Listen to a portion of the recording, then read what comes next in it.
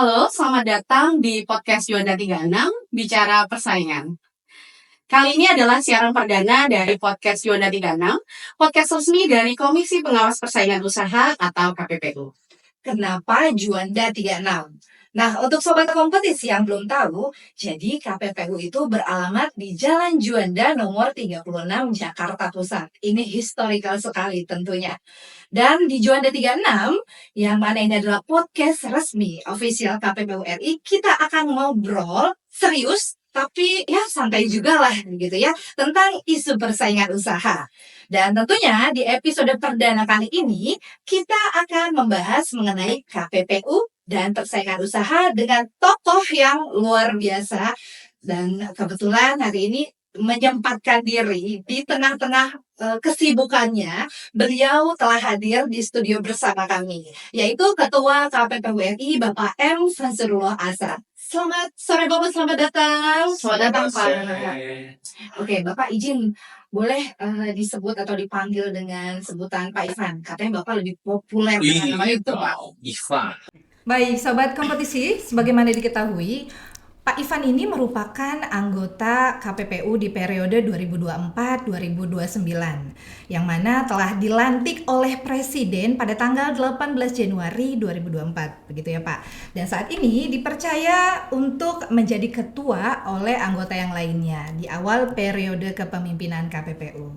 Kurang lebih seperti itu. Jadi so far sudah 8 bulan nih Pak, dari bulan Januari sampai dengan bulan Agustus. Iya. Kira-kira gimana nih? Napak tilas perjalanan Bapak sebelum menjadi ketua KPPU dan akhirnya terpilih menjadi ketua Komisi Pengawas Persaingan Usaha. Boleh di-spill Pak atau di-share ke kami? Oh iya, makasih ya Mbak Tera sama Mbak Desi ya. Jadi saya ini sebelum di KPPU pernah di BPH Migas selama 9 tahun 8 bulan. Cukup lama ya Pak ya? Cukup lama menjadi komite BPH Migas dan kepala dan ketua komitenya. Jadi kalau sektor migas di regulasinya di BPH Migas tadi hampir 10 tahun, tapi kalau totali saya di sektor migas atau endeng itu hampir 30 tahun. Jadi luar biasa kan? Iya, luar biasa panjang ya Pak. Dan sebelumnya saya pernah menjadi staf khusus di Menko Perekonomian RI. Dan sebelumnya juga saya sempat di Senayan ya, menjadi salah satu wakil rakyat. Oke, itu di tahun berapa Pak kalau boleh tahu? Periodenya 2004-2009. 2004. Ini panjang gitu. Nah, sempat saya 2009 tuh tidak terpilih menjadi anggota dewan. Nah, karena dulu saya punya konsep orang berkualitas punya kartu as yang banyak. Gagal di satu, kita coba yang lain. Nah, saya ikut Lemhanas waktu itu. Oke. Lemhanas adalah jenjang tertinggi untuk calon pemimpin nasional. Kayak begitu. Jadi saya menghimbau ya teman-teman di KPPU atau mungkin adik-adik milenial, Gen Z yang minat satu saat ikut. Dulu saya pendidikannya itu 9 bulan setengah. Di Lemhanas ya Pak Di ya? Lemhanas. Wah, Ada 100 orang, 30 dari TNI, 30 dari polisi, 30 itu eselon 1, eselon 2. 10 itu ada yang dari BI, dari Kadin, bla bla. Dan alhamdulillah saya the best one-nya. Wah. Luar biasa. Congrats, Pak. Gitu kan? Yang saya taklukkan itu ada Adi Makayasa. Tapi yang memang terbaik dia di Magelang dulu di akhirnya. Ada juga yang dia memang sudah beberapa profesor. Tapi saya punya kemauan dan waktu itu saya peserta paling muda. Karena rata-rata ikut Lemhanas itu mesti 50 ke atas, 52 gitu. Saya waktu itu masih usia berarti kalau 2010 41 tahun. 41 tahun ya Pak pada saat itu. Oke. Kalau sekarang udah agak tua nih, tapi tampil masih muda, masih milenial juga lah. Oh iya. Berarti Bapak dari dulu juga sudah menerapkan prinsip-prinsip persaingan yang sehat ya Pak. Bahkan Iya. di Lemhanas saja juga udah bisa Persaingan compete dengan yang selalu lain. sehat. Betul sekali Pak. Bapak, kalau tadi kita dengar prestasi Bapak yang luar biasa ya, napak tilasnya itu bukan setahun 2 tahun begitu. Dari prestasi Bapak tersebut, lalu datang ke KPPU ini apa yang menggerakkan hati Bapak? Atau ada panggilan tersendiri begitu Pak? Ada apa? Saya memang pengen masuk KPPU Karena pada saat saya dulu kepala BPH Migas, itu salah satu tugas itu kan membuat regulasi, peraturan. Nah, pada saat kita peraturan itu ada namanya public hearing. Public hearing itu mengundang para pihak. Jadi misalnya kita undang salah satunya dari KPPU Oke. untuk menetapkan misalnya bagaimana tarif tol pipa atau mungkin misalnya regulasi di sektor BBM dan sebagainya. Nah, saya waktu itu melihat teman-teman ya, ini sebagai otokritik juga, teman-teman dari KPPU yang ditugaskan di sana itu kurang kuat apa pemahamannya itu atau mungkin apa kedalaman dan penguasaan di sektor migas. Maka saya melihat ini penting, mesti ada yang menguasai di sektor migas mesti masuk ke KPPU. Oh, Dan alhamdulillah saya pada saat itu masuk ke sini, kan tahu sendiri kan, surat dari Presiden, siapa yang nomor 1? Langsung Bapak dari ya? Pak Jokowi suratnya ke DPR, dari 19 nama itu adalah yang nomor 1 siapa? Mr. Ivan. Nah, padahal belum pernah selama bulan biasanya kan abjad. Artinya berdasarkan peringkat tadi, tim pansel maupun presiden melihat memang kapasitas saya sebagai calon KPPU memang adalah layak gitu. Nah, itulah motivasi saya kenapa saya masuk sini. Ditambah pada saat saya membaca indeks persaingan usaha yang ditayangkan atau dirilis oleh KPPU 5 tahun terakhir ini, ternyata memang indeks persaingan usaha di sektor migas termasuk energi itu konsisten di paling bawah ya. Nah, itulah Oke. makanya saya masuk ke sini gitu Ya, kan. berarti bisa dikatakan Bapak nih kehadiran Pak Ivan itu mengisi kekosongan sekaligus sebagai harapan baru juga untuk KPPU Pak, terutama di sektor migas tadi ya Pak, kurang lebih seperti itu. Oke, Pak Ivan, kalau boleh di-spill nih, kalau dulu Bapak sebagai regulator nih di sektor migas seperti itu, kalau sekarang kan berarti Bapak sebagai pengawasnya gitu. Kira-kira apa sih Pak perbedaannya seperti itu? Kalau sambil dibandingkan dengan tugas Bapak sekarang di KPPU. Iya. Kalau dulu BPH Migas Badan Pengatur Hilir Migas, tapi salah satu tugasnya mengawasi juga. Tapi mengawasi melalui regulasi, melalui aturan. Bukan satpamnya gitu, bukan satpam BBM, bukan. Tapi kalau di sini lebih luas, lebih sederhana, sektor energi, bang, ya kan. Nah ini ternyata minyak dan setelah saya masuk di KPPU, Luar biasa Pak. tugasnya KPPU ini semua sektor usaha, ya kan gitu kan. Mulai dari Mekah sampai Madinah. Kalau bahasa dulu tuh dari Iya, Pak. Sabang sampai Merauke, dari Miangas sampai Pulau Rote. Jadi itulah luasnya. Artinya apa? Sektor energi iya. Sektor misalnya apa? Digital, pasar digital iya juga. Bahan pokok penting masuk juga. Konstruksi masuk, macam-macam. Jadi ini luar biasa. Tapi kalau kita mau tangani semua ini kan kita butuh waktu. Maka ketika kami dilantik di istana saya sudah ngomong. Saya ada istilahnya begini, segitiga biru, kayak begitu. Yang paling di atasnya apa? Pasar digital. Yang paling kiri ketahanan pangan, ini penting ini. Dan paling ini adalah ketahanan energi. Nah, segitiga inilah yang kita optimasi pengawasan dalam persaingan usaha.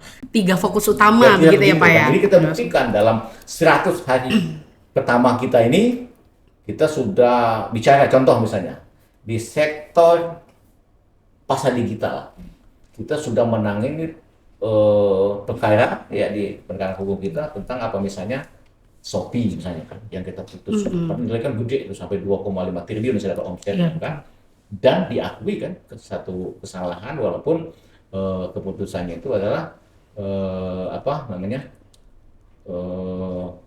perubahan perilaku, nah, kan gitu kan. Di sektor konstruksi juga dengan. Jadi sampai selama 100 hari itu sudah ada 13 penegakan hukum. Nah, sektor energi, saya mengangkat kenapa? Ada dana yang luar biasa, misalnya contoh 830 triliun uang terkait dengan LPG 3 kilo, ya. Itu di mana menggunakan APBN-nya sampai 470 triliun, sisanya itu kita impor LPG dari luar negeri. Ini dalam kajian kita banyak hal yang tidak tepat sasaran, infonya gede, padahal ada sisi lain yang kita lihat jaringan gas yang mesti kita bangun, yang harganya murah, tidak perlu impor, tidak berjalan. Kita udah buat surat ke Presiden untuk ini dipertimbangkan supaya dalam estafet kepemimpinan yang akan datang ini bisa dibangun jaringan gas yang sesuai RPJMN yang lalu ini mungkin 4 juta sama depan. Itu contohnya. Belum lagi di bahan pokok penting, ya kan? Kita tahu kan, ini ada masalah bawang putih, kita minta bagaimana mestinya HIT-nya mesti ditekan. Kita nyampaikan Bappenas mesti ada HIT. Kita cek di pada saat kita misalnya kemarin Lebaran misalnya ya kan, kita minta semua tidak boleh ada kenaikan harga pangan. Kita turunkan instruksi semua kanwil mesti cek ke pasar-pasar. Termasuk ingat waktu mudik kita mau minta tidak boleh ada kenaikan harga tiket. Situlah hebatnya KPPU menjaga persaingan usaha yang sehat tadi. Wow. Baik, luar biasa ya. Dalam 8 bulan tugasnya sudah seabrek itu ya Pak ya? Iya dong. Wah, Jadi itu prestasi yang luar biasa di 100 hari pertama. Kenapa bisa ini. begitu? Itu bukan karena Ivannya, bukan karena komisionernya, tapi teamwork di KPPU luar biasa nih. Piramida sampai ke lapisan terbawah itu bekerja Kolaborasi optimal. semua ya, Pak ya? Iya, sinergis dan memberikan kinerja terbaik sebagai pegawai. Pak Ivan, kalau tadi sudah dijelaskan nih, sebegitu banyaknya tugas-tugas yang dilakukan dan yang sudah dilakukan oleh KPPU. Kalau boleh di-spill, KPPU ini berarti mengawasi dan melakukan penegakan hukum di seluruh Indonesia, begitu ya Pak ya? Ya. Di seluruh. Kan tugas kita sesuai amanah undang-undang ya. Karena 2 undang-undang kita nih. Undang-Undang nomor 5 tahun 99, satu lagi apa? Undang-Undang nomor 20 tahun 2008. Jadi ini adalah paradigma kita turun dari Pancasila, UUD 45 dengan 2 undang-undang ini. Nah, ini yang mesti kita laksanakan. Kita tahu bahwa ada 4 itu tujuan KPPU di pasal 3-nya itu. Salah satu yang paling penting apa? KPPU itu adalah mengawasi larangan untuk praktek monopoli dan persaingan usaha tidak sehat. Itu penting kan kontennya. Tapi bukan hanya itu. Tujuannya apa? Tujuannya untuk membuat efisiensi perekonomian nasional. Itu kata kuncinya apa? Efisiensi itu perlu distabilo. Untuk apa? Untuk menjadi salah satu alat mensejahterakan rakyat. Itu jelasnya satu. Yang kedua juga dalam kaitan bagaimana kita memberi namanya playing field. Pasar yang sama kepada pelaku usaha besar, menengah, kecil, mikro itu ya, itu bisa berkolaborasi untuk bersaing secara sehat dan kesempatan yang sama. Memiliki Makanya kesempatan yang sama. Kemitraan tadi dan terus KPPU juga mengawasi. Dan yang ketiga apa? Kita selain penegakan hukum itu adalah namanya pencegahan. Pencegahan, maka kita membuat program, misalnya apa contoh? Program kepatuhan. Bagaimana semua asosiasi kita undang, ada Kadin, ada Apindo, ada Gapeknas, dan lembaga asosiasi lain kita undang untuk coba dong ikut program kepatuhan di KPPU. Jadi kita ini ada KPPU hijau yang namanya pencegahan, ada KPPU merah yang sifatnya penindakan. KPPU hijau dan KPPU merah. Dan ini mesti seimbang. Gitu. Nah, yang terakhir tadi apa? Kita mesti membuat pelaku usaha, semua pelaku usaha itu mesti efisien dan efektivitas. Nah, ini tujuannya. 4 inilah yang kita turunkan dalam kinerja KPPU sampai periode ke-5 ini. KPPU kan sudah 24 tahun ya, ulang tahunnya yang 24 kan. Jadi luar biasa, 24 tahun itu udah usia yang itu ya, lagi Cukup matang sih Pak ya, Iya. kalau di manusia ya umur 24 tahun. Gitu. Kalau tadi Bapak spill luar biasa ya tugas utama KPPU. Kemudian ada tugas tambahan juga. Ini apa sih yang membedakan? Ini sepertinya agak sedikit tumpang tindih nggak sih Pak sebetulnya tugas KPPU yang terkait dengan kemitraan tadi gitu. Mungkin bisa jelaskan lebih dalam. Jadi kita ada 2 tadi ya. Ya. Jadi kan ada penegakan hukum, kita ngasih rekomendasi kebijakan kepada pemerintah. Yang ketiga merger dan akuisisi, dan yang keempat adalah masalah kemitraan. Kemitraan ini memang tugas kita di amanah undang itu lebih fokus kepada pengawasan kemitraannya. Jadi tidak tumpang tindih dengan Kementerian Koperasi misalnya, tidak ada. Karena kita lebih fokusnya kepada pengawasannya. Nah, kita lagi menggalakkan ini, ide besar KPPU, kita akan membuat 1 juta penyuluh kemitraan. Wow. Kita kerjasama dengan kampus-kampus, karena kita ada namanya idenya apa? Triple Helix. Triple helix apa itu Pak? Pernah dengar nggak Triple Helix? Boleh Pak, boleh di-spill nggak Pak? Kayaknya saya baru dengar deh Pak. Triple Helix itu adalah konsep yang dikembangkan namanya Henry Escovitch. Apa itu? A, akademis, B-nya bisnis, Bisnis? kemudian G-nya government, pemerintah. Nah, saya kembangkan bukan lagi triple helix, tapi apa? Pentahelix. Penta. Lebih tinggi lagi Iya, kan? Ini yang lebih mau advance lagi, Pak. dikembangkan di KPPU. Apa yang satu lagi? Selain akademis, berarti kampus-kampus ya, universitas. Ya, kemudian apa? Kalau bisnis apa? Pelaku usaha. Kalau G-nya government, Pemerintah. termasuk salah satu KPPU. Iya. Itu government kan, bisa Kementerian Regulator. Perdagangan, Kementerian ISDM, BKP dan sebagainya. Yang keempat apa? Siapa tahu? Apa tuh Pak? Atau Pak? Civil society. Siapa Civil civil society itu? Apa? Adalah Masyarakat. termasuk media. Kita mesti dekat sama media. Media elektronik, media pers, ya kan gitu kan? Media cetak. Termasuk apa di sana? Civil society. Organisasi kemasyarakatan. Kita mesti dekat seperti NU, Muhammadiyah, ya kan? PGI, dan macam-macam. Termasuk lembaga swadaya masyarakat. Nah, kalau 4 ini berkolaborasi, maka akan terjadi kerjasama yang luar biasa untuk mengawal persaingan usaha, termasuk tadi kemitraan. Gitu. Apalagi kalau KPPU itu kan dikasih kekuasaan ya. Ya. Kementerian lain tidak punya wewenang memberikan denda kepada pengusaha besar yang tidak melaksanakan kemitraan, tapi KPPU satu-satunya otoritas ya, lembaga yang dikasih amanah oleh undang-undang. Apa? Kalau pengusaha besar dendanya berapa? 10 miliar. Kalau pengusaha menengah 5 miliar. Ya kan? Bahkan KPPU bisa merekomendasikan kalau ada kemitraan pengusaha besar sama menengah kecil ya, dan bahkan mungkin koperasi juga termasuk di sana tidak laksanakan, itu bisa kita rekomendasikan bukan hanya tadi mendenda, tetapi bisa merekomendasikan mencabut izinnya. Nah, luar biasa kan Iya. KPPU ini. Iya Pak. Super power ya Pak. Bukan super Aduh. power. Jadi begini ya, kalau kita ngomong itu katanya sebenarnya setelah reformasi tahun 99 itu ada 3 beradik ini. Pertama itu KPU, yang kedua itu KPPU, yang ketiga itu KPK. Ingat dulu waktu tahun 99 sudah ini belum? Sudah lahir kan? Sudah. Saya kan? sudah Nah, lahir, tapi Pak. kalau milenial belum lahir. Dulu ada namanya isunya KKN. Kolusi, korupsi, nepotisme. Nah, kalau kita ngomong kolusi, itu pasti kaitannya dengan apa? Demokrasi ekonomi. Maka solusi pada saat itu terjadi konglomerasi mesti ada KPPU.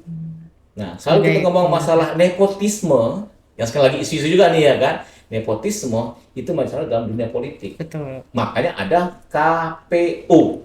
Beda ya KPU sama KPU. Nah, yang ketiga apa? Isunya apa? Korupsi. Maka ada KPK. Nah, sayangnya, ini tantangan kita ke depan. KPU-nya luar biasa, baik anggaran maupun lembaganya. Hampir semua kabupaten kota, provinsi ada semua. KPK juga begitu. Nah, KPPU ini yang katanya ini anak nomor yang tengah ini nggak terlalu diperhati, yang sulungnya diperhati, yang fungsi kita ini lembaganya ini ya anggarannya masih ya, kalau bahasa Melayu itu bagi kirakap tumbuh di batu, hidup segan mati tak mau. Hidup segan mati tak mau. Anggarannya ya tidak sebesar KPU maupun KPK. Nah, ini kalau kita perjuangkan supaya bisa naik anggarannya. Yang kedua, kelembagaannya mesti dikuatkan. Bila perlu nanti kita bisa revisi undang-undang, begitu juga Perpres mau keluar, nanti kita bisa bentuk perwakilan misalnya atau penghubung yang ada di seluruh Indonesia. Intinya penting sekali untuk menggerakkan pertumbuhan ekonomi kemitraan ini untuk mengawal persaingan usaha dan juga mitra. Wah, ini ada yang menarik nih, Mbak Desi, dari statement Bapak barusan. Perlu Sobat Kompetisi ingat bahwa kita ini KPPU bukan KPU ya. Jadi ada perbedaan lembaga memang antara KPPU, Komisi Pengawas Persaingan Usaha, dengan KPU, Komisi Pemilihan Umum. Sepertinya kalau saya lihat-lihat Pak, di media itu masih banyak yang salah, atau kayaknya KPPU ini disamakan dengan KPU seperti itu. Bahwa ini barusan sudah valid, terverifikasi oleh Pak Ivan sendiri bahwa KPPU dan KPU itu adalah lembaga yang berbeda, teman-teman. Bukan Makanya gitu ya? dengan kita buat Iya sih. bicara Juanda 36 dalam kode persaingan ini untuk mensosialisasikan kepada adik-adik kita, anak-anak kita yang Gen Z, milenialnya, karena mesti tahu, karena KPPU ini luar biasa pentingannya untuk mengawal betul. demokrasi ekonomi, apalagi Ya. Pak Presiden yang akan terpilih nanti Oktober ngomongnya pertumbuhan ekonomi 8%. Mencapai 8% tanpa ada mengawal persaingan usaha itu nanti menjadi hanya utopis. Karena apa? Kalau kita tahu pertumbuhan ekonomi kita rumusnya. Rumus pertumbuhan ekonomi itu kan diambil dari ekonomi apa? Siapa yang tahu?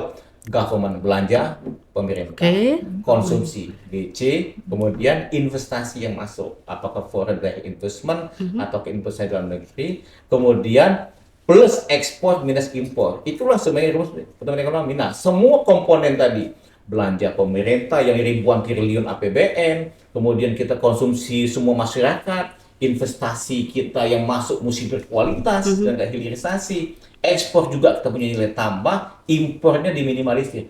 Kalau ini semua dijaga dengan persaingan usaha, apa persaingan usaha itu? Tidak terjadi praktek monopoli, tidak terjadi persekongkolan. Nah, kalau itu terjaga dengan baik, kita punya keyakinan apa yang diharapkan 8% itu tidak menutup kemungkinan bisa kita capai. Makanya siapapun presidennya, siapapun lembaganya, siapapun menteri keuangannya, mesti butuh dengan apa namanya? KPPU. Jadi KPPU ini aslinya lembaga strategis yang sangat dibutuhkan ya Pak ya, berarti. Makanya mesti tahu dulu dong KPPU itu apa. Sekarang Sobat Kompetisi sudah tahu kan KPPU itu apa, KPPU itu siapa. Nah Pak, tadi kan sudah dijelaskan banyak sekali tugasnya KPPU, luar biasa ya Pak. Itu tantangannya juga ya lumayan cukup besar gitu. Optimis nggak sih Pak sebetulnya ke depannya KPPU mengawal persaingan usaha itu bisa lebih baik? Karena kan tadi hambatan-hambatannya hingga saat ini itu masih jadi PR begitu, untuk baik untuk KPPU sendiri gitu, juga untuk pihak-pihak lain yang punya kepentingan. Menurut Bapak bagaimana? Bukan lagi optimis, harus optimis. Kita mesti punya keyakinan bahwa pemerintah mendukung KPPU. Contohnya misalnya, kita ketemu masuk OECD misalnya kan, kita salah satu dari sekian komisi persaingan usaha dunia itu mensyaratkan. OECD itu apa sih Pak? Kalau boleh dijelaskan sebentar. Intinya gini, ini organisasi ya yang nanti perkumpulan negara-negara maju. Jadi Indonesia nanti kalau masuk di sini, kita ini sudah masuk bukan lagi kelompok-kelompok negara menengah ya, tapi kita sudah masuk ke kualifikasi negara maju. Nah. Makanya kita target 2045 nanti berapa? Kita akan memiliki sekitar, kalau tidak salah ya, 45.000 GDP per kapita. Luar biasa, hari ini di bawah 4.500. Berarti kan? Nah, itu kan butuh tantangan. Iya. KPPU, belum lagi kita ada Bappenas memasukkan RPJMN. Bagaimana ke depan itu persaingan usaha itu menjadi penting. Jadi optimis itu menjadi kata kunci, bukan hanya di level komisioner, tapi sampai makin terbawah, sehingga nanti semua stakeholder ya, semua pegawai KPPU berlomba-lomba memberikan yang terbaik kinerjanya untuk melaksanakan amanah tugasnya di persaingan usaha. Berarti sejalan ya Pak dengan tagline kita Indonesia yang baru ini kan, menuju Indonesia Maju 2045 begitu. Ya. Ini episode pertama loh Pak, tapi semangatnya Pak Ivan ini sudah Luar biasa. membara berapi-api dan selalu optimis gitu ya Pak ya. Gen Z juga. Oke. Pak, tapi kalau boleh, tadi sempat disinggung beberapa sektor industri yang jadi fokus dari KPPU itu sendiri. Selain itu ada isu apa lagi sih Pak yang lagi diperhatikan oleh KPPU nih sekarang? sekarang yang kaitan dengan Gakum yang dilaksanakan Mungkin oleh kayaknya KPPU. saya lebih Apa itu? pengen tahu terkait penegakan hukumnya nih Pak, gimana Oke. kalau di KPPU?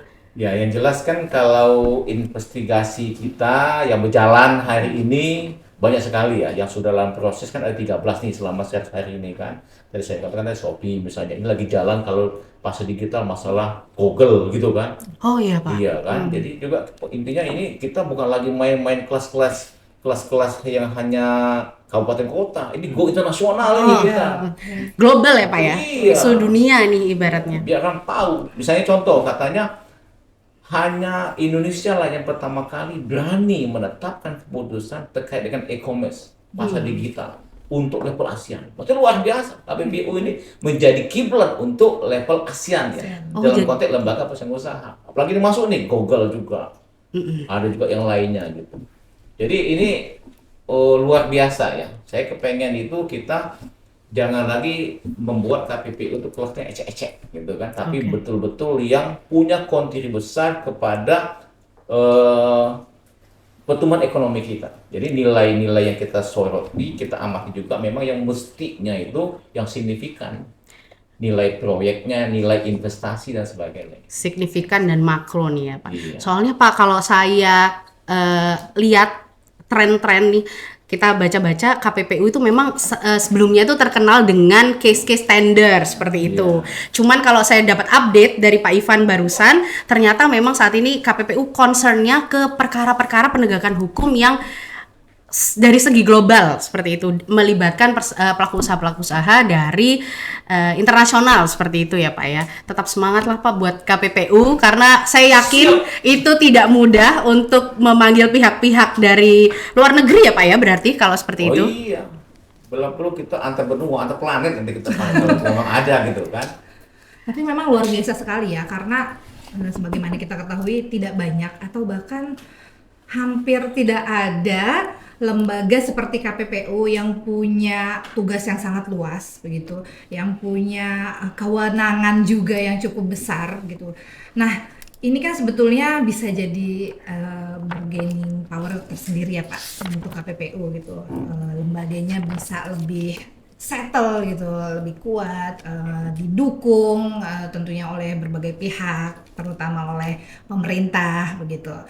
Bagaimana Pak? Apakah ada pendekatan tersendiri begitu kepada pemerintah untuk memberikan penguatan kepada KPPU agar masyarakat juga aware nih, wah ada KPPU ternyata di Indonesia tuh, kurang lebih seperti itu Pak? Yang jelas ketika dilantik saya, yang lantik siapa? Presiden. Iya. Bukan ecek-ecek, berarti lembaga KPPU ini diakui kan. Jadi itu membuktikan Presiden punya perhatian besar kepada KPPU. Yang kedua, kita selalu dengan legislatif ya. Kita lagi berjuang ini bagaimana Undang-Undang Nomor 5 Tahun 99 yang usianya sudah berapa berarti? 99 tuh ya 25 tahun Pak berarti sekarang. Itu hampir belum ada revisi. Kalau ada kan revisi kecil-kecil aja. Jadi kalau ini bisa kita revisi sesuai dengan kondisi tantangan zaman hari ini ya. Macam-macam tuh kan. Dikuatkan lagi tupoksi kita, hak dan wewenang kita. Waduh, luar biasa ini KPPU. Dan yang kedua, tentang anggaran. Jadi kita sekarang ini alhamdulillah hubungan dengan pemerintah, mulai dari presiden, kementerian lembaga, termasuk kepada legislatif, itu alhamdulillah bagus. Bahkan termasuk Mahkamah Agung. Ya, perlu dicatat dari selama 24 tahun ini ada 500 keputusan KPPU misalnya. Ternyata yang masuk sampai ke Mahkamah Agung itu 75% lebih itu dikuatkan oleh Mahkamah Agung. Artinya keputusan-keputusan yang dilakukan oleh KPPU dari periode ke periode itu sudah sesuai dengan apa yang dipahami oleh Mahkamah Agung. Bukti Sesuai tadi, gitu sesuai kan. dengan kaidah hukum terus Iya. dikuatkan lagi oleh Mahkamah Agung Mahkamah seperti itu. Ibaratnya kalau di penegakan hukum ya Pak, Mahkamah Agung tuh level tertinggi dan Iya. level tertinggi aja mengiyakan loh putusan Iya. KPPU ya Pak ya. Berarti sudah senapas Ya dengan sudah senafas. apa nanti yang diminta oleh Mahkamah Agung. Oke. Oke, baik. Oke, Pak Ivan, karena ini kan judul podcastnya itu Juanda 36, Pak. Kalau tadi sudah disentil di awal bahwa memang lokasi dari KPPU itu kantornya ada di Juanda 36. Tapi yang saya pengen tahu nih, Pak, kantor KPPU itu cuma ada di Jakarta aja atau ada di tempat-tempat lain juga sih, Pak, sebenarnya? Pertama, Juanda 36 itu sangat historis karena sudah 24 tahun kan di sini. Dan jangan lupa Juanda 36 itu sedikit lagi sebelah istana gitu kan. Oh iya, Jadi ini luar biasa. Arti area ring Iya, satu ya, Pak ya? satu, Mm-mm. gitu. Jadi itu mencerminkan memang pentingnya lah kantornya itu dekat istana gitu kan. Iya, betul. Yang kedua, kita punya 7 kanwil. 7 ya, Pak ya? 7. Di mana itu, Ada di Medan, ada di Medan, Lampung, ada di Lampung, Bandung, Bandung, ada di Jogja, ada Jogja, di Surabaya, ada di Samarinda, dan juga ada di Makassar. di 7 kota Tetapi saya besar. kepengennya, seperti visi saya pada saat saya fit and protes di Komisi 6, saya kepengennya KPPU itu nanti ada di semua provinsi. Di semua provinsi ya, Pak Iya, ya? dan itu dimungkinkan di dalam Perpresnya. Karena apa? Bagaimana mungkin KPPU bisa melaksanakan pengawasan? Contoh di Kalimantan, yang luasnya 4 kali Pulau Jawa. Betul, Pak. Kalau dia tidak ada di semua perwakilannya itu gimana? Ada persekongkolan misalnya di kabupaten atau provinsi A. Naik pesawatnya udah lama sekali, pegawainya nggak ada di situ. Iya. Nah, jadi kita mesti ada. Kalau lembaga lain saja yang menurut saya tidak sestrategis KPPU, ya itu sampai ada di semua provinsi. Kok KPPU yang luar biasa menjaga persaingan usaha untuk tujuannya membuat pertumbuhan ekonominya itu signifikan naik, tidak ada di semua provinsi. Jadi ini tantangan KPPU ke depan. Jadi, tapi hari ini dengan kantor pusat dan 7 perwakilan tadi sudah luar biasa kinerja. Apalagi kalau ada nanti di semua provinsi. Oke. Kalau berarti tadi ada juga di Samarinda ya, Pak ya? Iya, di Berarti Samarinda. seluruh Pulau Kalimantan itu ada kantor wilayahnya di Samarinda. Baru satu, di Baru Samarinda. satu. Oh, oke. Emang Berarti dekat dengan IKN ya, Pak ya? Iya, IKN. Kalau menyambut IKN ini KPPU ada juga pindah ke kantor Saya sana atau sudah gimana nih, pernah Pak? ke IKN. Wah, Bapak sudah Sebelum pernah Pak ke IKN. Jokowi, saya memastikan dulu apakah terjadi persaingan usaha nggak di IKN ini gitu kan? Ya, yang kedua. Terus gimana, Pak, hasilnya? Ya, yang kedua kita juga sudah buat surat ke IKN, ke otoritasnya itu ya, untuk minta lokasi lahan di sana untuk kita bangun nanti perwakilan KPPU di IKN. IKN. Wow. Jadi ini kita sudah membaca tanda-tanda zaman. Kalau nanti memang IKN ibu kota pindah ke sana, udah siap KPPU di sana. Kita minta lahan yang strategis. Oke. Seperti tetap di daerah ring 1 Istana Presiden di sana ya, Pak ya, tentunya. Karena kalau di Jakarta sudah ring 1, masa di IKN-nya Iya. juga nggak dapat prioritas tak lahan seperti itu. Kok jadi saya yang semangat untuk menunggu. Daerah sudah siap ya pindah ke Pindah. IKN. Belum ada penugasan, Pak, dan kayaknya belum ada bayangan saya pindah ke sana sih, Pak. Seperti itu. Lalu bagaimana Pak kalau kita lihat dengan kebijakan KPPU ke depan arah selanjutnya dengan isu-isu politik begitu kan, dengan perkembangan yang ada sekarang, KPPU menggiring ke depan itu seperti apa, Pak?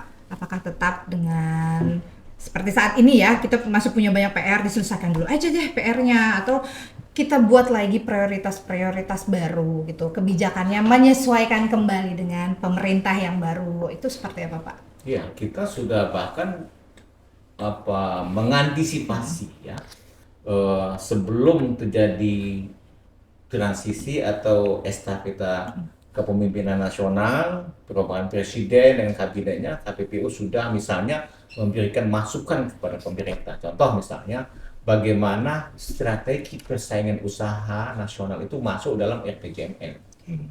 Karena itu akan mengawal nanti day to day atau bulan ke bulan atau tahun ke tahun selama 5 tahun ke depan sampai 2045 bahkan gitu kan. Itu strategi kita. Yang kedua, kita juga sudah ngasih masukan-masukan ya terkait dengan misalnya kebijakan yang membuat efisiensi ekonomi nasional. Contohnya apa kita buat? Misalnya membuka multi provider untuk after misalnya.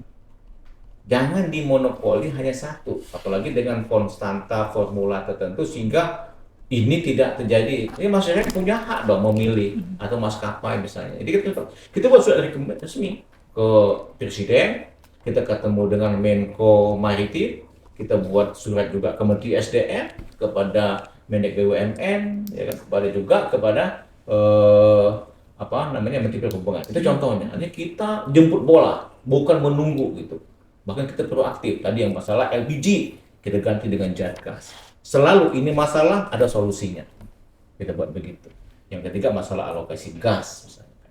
Tadi kalau masalah itu kita misalkan kita ngomong, oh ini harga bawang putih mahal misalnya. Ya kita bilang dong, mahal itu mesti ada ukuran. Kita bilang mesti buat ada HET-nya. Harga HET tertingginya bagaimana? Ditetapkan oleh Bappenas. Yang contohnya begitu kan. Begitu juga hal-hal lain di pasar digital. Nah yang jadi misalnya di monopoli misalnya untuk di billing pay-nya misalnya atau di ekspedisinya. Boleh karena masyarakat apalagi anak-anak Gen Z nih dikit-dikit buka belanja online gitu kan. Nah, dia supaya bisa menekan, nanti kasihan ayah ibunya, orang tuanya minta duit dikit-dikit, kemahalan tuh biaya angkutnya kan. Biaya pengangkutan ya. Iya, Belanja pengiriman. online tadi gitu. Ya, bicara soal Gen Z nih Pak. Oke. Karena masih banyak sobat kompetisi, terutama Gen Z gitu kan belum aware, belum paham gitu ya. Ini kok berat banget sih kayaknya mikirin persaingan usaha di generasi Gen Z gitu. Dari Bapak nih kami minta mungkin semacam pesan himbauan kepada khususnya generasi muda. Ini terkait persaingan sehat terutama Pak. Apa yang harus dikritisi atau digarisbawahi oleh generasi-generasi muda saat ini, Pak? Oke, jadi kalau kita menuju ke 2045 ada namanya bonus demografi.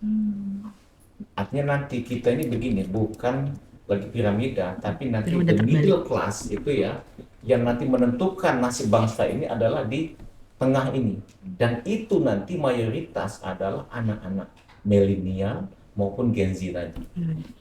Nah, makanya kita perlu melibatkan, nanti juga saya usulkan nih, kalau besok undang nih ya kawan-kawan atau adik-adik kita ya yang memang Gen Z, undang ke KPPU, dia tidak bisa menyampaikan apa sih harapan dia. Yang kedua, kita setiap saat bagaimana mengenalkan pentingnya KPPU, Komisi Pengawas Persaingan Usaha, untuk menjaga agar demokrasi ekonomi, pertumbuhan ekonomi yang dicapai untuk tinggi menuju tadi semacam negara maju tadi itu bisa dipahami oleh adik-adik kita. Nah, coba mungkin bahasa-bahasanya dibuat yang lebih santai gitu kan, atau kan nanti dibuat ada game, misalnya dibuat juga sosialisasinya yang masuk ke kampus-kampus gitu ya, atau mungkin anak-anak SMA boleh juga gitu. Jadi kita mesti menyesuaikan, ada namanya itu selling point. Kalau misalnya masyarakatnya kepengennya makannya singkong, jangan dipaksa makan keju. Iya. Nah, gitu kan. Kasih dia singkong, tapi kasih keju dikit, biar tahu dia. Jadi, KPPU mesti nih teman-teman ya, ini Mbak Desi, Mbak Dera, coba dengan teman-teman Humas membuat satu format yang bisa pas dengan peminatan. Jadi misalnya kan apa? YouTube lah gitu ya, apalagi selain YouTube, IG misalnya, TikTok sih Pak sekarang TikTok. kalau Gen Z. Masuklah ke sana dengan bahasa-bahasa yang enak.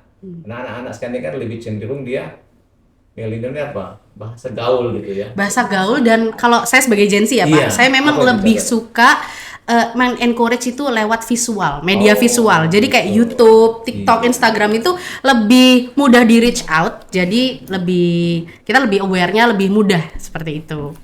Gitu. Harus sudah mulai meninggalkan jalur konvensional ya. Iya. Beradaptasi dengan hal-hal baru seperti itu. Contohnya ini kan bagus nih, ada podcast. Bukan kita ikut-ikutan, tapi memang sekarang ini orang malas nonton TV misalnya kan, dia mau buka YouTube, buka apa. Nah, mungkin salah satu cara dengan pendekatan begini kita akan lebih dekat sama Gen Z tadi. Gitu. Oke. Pak, bicara soal sosial media nih Pak, bicara soal sosial media ya Pak, saya iseng-iseng buka Instagram dari KPPU. Ada satu yang membuat hati saya menarik untuk saya bertanya ke Pak Ivan. Kemarin tuh kalau nggak salah ada ketemu sama Menteri Perdagangan ya Pak ya. Iya. Yang likes-nya itu termasuk viral Pak, karena masuk ke explore saya, likes-nya, wah ada apa nih pertemuan dengan Menteri Perdagangan? Mungkin bisa di-spill Pak kemarin. Saya dengan Menteri Perdagangan itu sudah kayak kakak adik juga. Karena saya kenal sama beliau itu sejak tahun 2000 ya. Dan sama-sama waktu di DPR juga. Jadi ya dengan ketemu sama dia itu udah akrab gitu. Dan satu hal, kenapa ketemu kemarin, bahkan yang membuat caption atau memposting itu justru Pak Menteri kan? Iya, justru Bukan saya. Iya, betul. Dia yang sampaikan gitu kan. Dan didampingi oleh Bapak Komisioner. Saya melihat bagaimana Menteri Perdagangan Pak Zulkifli Hasan yang Ketua Umum PAN itu pasti melihat pentingnya KPPU. Di mana memang kita lagi memperjuangkan ada peraturan presiden kan tentang transformasi kelembagaan KPPU. Jadi begitu. itu Perpres akan ditangani kalau sudah dipahami oleh 3 menteri. Salah satunya Menteri Keuangan, Menpan, dan Menteri Perdagangan. Karena itu mitra kita. Nah, alhamdulillah 3-3 ini udah taken, udah paham semua. Nah, kita berharap nih. Ini tinggal Pak Presiden. Pak Presiden kalau waktu tinggal 1,5 bulan. Ya walaupun ini sudah mau ujungnya Agustus, tapi masih suasana kemerdekaan kan gitu kan? Betul. Mungkin Pak Presiden dalam kesibukannya terbuka, wah ini penting ini. Dia akan segera tanda tangan peraturan Presiden menjadi kado kemerdekaan kita yang ke-79 dan kado ulang tahun KPPU yang ke-24. Nah, kalau nanti udah diteken, maka seluruh pegawai KPPU itu mesti namanya ASN. Apa itu ASN? Aparatur Sipil Negara. ASN ada 2, dia bisa menjadi PNS, juga bisa menjadi P3K. Nah, ini semua menjelaskan nanti di KPPU itu punya karir yang betul, yang bagus, dan sebagainya. Itulah salah satu kemarin kita ketemu sama Pak Dul, disambut dengan hangat Pak Mendak, karena memang kita dengan Kemendak ini dulu awal-awal KPPU itu masih di Kemendak, sebelum kita ada bagian anggaran sendiri, kantornya dulu di situ kan. Gitu ya Pak ya. Iya. Ternyata. Gitu. Ya semoga niat-niat baik ini bisa berbuah manis ya Pak ke depannya. Oke. Nah Sobat Kompetisi, ternyata meskipun ini episode perdana, tapi pembahasannya sudah amat sangat beragam dan membara karena tentunya semangat dari Pak Ivan dalam men-sharing isu-isu persaingan usaha dengan kita berdua di sini ya, Mbak Desi. Dan terima kasih Pak Ivan atas sama-sama. semua insight-nya, itu luar biasa ya. Jadi Sobat Kompetisi, banyak sekali yang disampaikan oleh Pak Ivan. Semoga dengan apa yang tadi sudah kita obrolkan ini kesannya santai Pak, tapi ternyata isinya ada serius-seriusnya juga ya gitu. Ini bisa aware teman-teman yang ada di luar sana, Sobat Kompetisi, jadi bisa lebih aware lagi dengan isu persaingan usaha. Kemudian bisa turut andil tentunya bersama KPPU, berjalan bersinergi beriringan untuk terus mengawasi pelanggaran yang ada di lapangan dan bisa berkontribusi melalui katanya melaporkan ke KPPU begitu ya Pak, kurang lebih bisa juga kan. Dan yang terakhir jangan lupa Sobat Kompetisi, KPPU ini membutuhkan dukungan yang sangat besar terutama dari masyarakat Indonesia. Karena apa? Karena KPPU sebagai lembaga itu ternyata juga turut andil dalam pembangunan menuju kemajuan Indonesia, menuju Indonesia Emas di tahun 2045. So, Sobat Kompetisi, terima kasih buat semua yang sudah menyimak dari awal hingga akhir podcast ini. Apabila Sobat Kompetisi ada ide, saran, masukan, atau mau request isu apa sih yang harus kita bahas ke depannya, atau mau request bintang tamu siapa sih yang harus kita undang di podcast Juanda 36, Sobat Kompetisi semuanya bisa langsung komen di comment section YouTube official Komisi Pengawas Persaingan Usaha, atau Sobat Kompetisi juga bisa reach out ke seluruh media sosial dari KPPU. Dan jangan lupa like, komen, dan share video ini ke seluruh teman-teman kamu. Saya Dira. Saya Desi. Stay safe, stay healthy, dan salam persaingan sehat.